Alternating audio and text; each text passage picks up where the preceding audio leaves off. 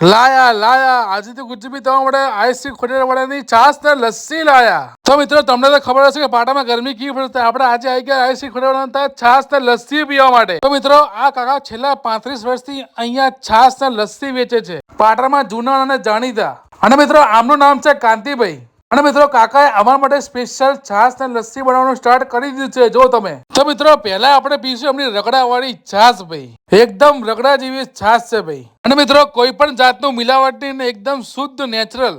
અને મિત્રો આ છે એમનો છોકરો છે, મેહુલ નામ છે આનું, જે હજુ ભણે છે પણ દર રવિવારે પપ્પાની મદદ કરવા માટે આવી જાય છે. અને મિત્રો આપણી હવે છાસ થઈ ગઈ છે, કાકા મને છાસ આપી છે. અને મિત્રો છાસ તો એકદમ રગડા વાળી છે, મને તો મજા આવી ગઈ ભાઈ. અને ખરેખર એમને એમનો સ્વાદ છેલ્લા 35 વર્ષથી જાળવી રાખ્યો છે ભાઈ. અને હવે મારા રાહુલભાઈ ને ભાવેશભાઈ કહે છે છાસ કેવી છે, અને અમારા રાહુલભાઈ કે ગુજ્જુભાઈ એક નંબર છાસ છે, અને અમારા ભાવેશભાઈ કે એક નંબર રગડા જેવી છાસ છે ગુજ્જુભાઈ. તો મિત્રો અમે અને અમારા ભાઈઓ ટ્રાય કર્યું, તમે કરે આવો છો ટ્રાય કરવા માટે. અને મિત્રો પછી આપણે ટ્રાય કરશું એમની લસ્સી. એમની લસ્સી તો જો ભાઈ લબાલબ રગડા જેવી છે ભાઈ, મારે તો મોઢા પોણી આવી ગઈ. અને મિત્રો એમની લસ્સી પણ એકદમ જોરદાર હતી, એકદમ રગડા જેવી નકરી માવા વાળી ને માર તો 2 ચમચી માં પેટ ટાઈટ થઈ ગયું. તો મિત્રો શીરાનું શાક ના થાય ને આઈસી ખોડાડવાળાની વાત ના થાય ભાઈ. તો મિત્રો મેં તો ટ્રાય કરી, તમે કરે આવો છો ટ્રાય કરવા માટે તો પહોંચી જ જતો મિત્રો.